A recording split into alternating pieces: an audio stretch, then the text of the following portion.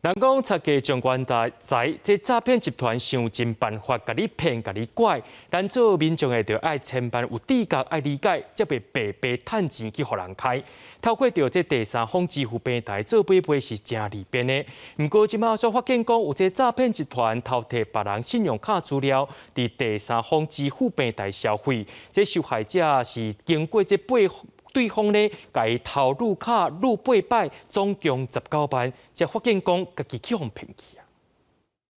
透过无现金支付方式买卖会使搁较利便，即马所传出有人利用第三方支付工具诈骗。王小姐过去伫线顶买物件，所拄到诈骗集团，摕伊的信用卡号码去登录第三方支付服务消费。把你的信用卡资料绑定上某个第三方支付的账户，然后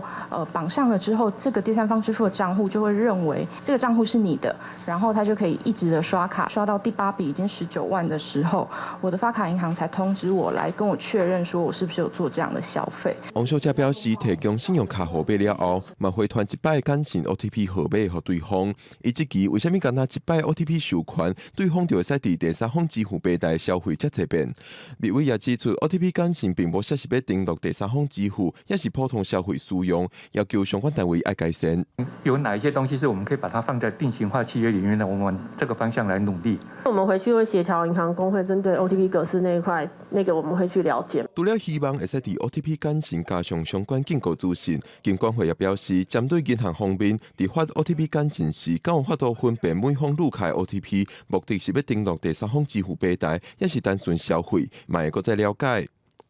记者郭宝君、郑派文台北报道。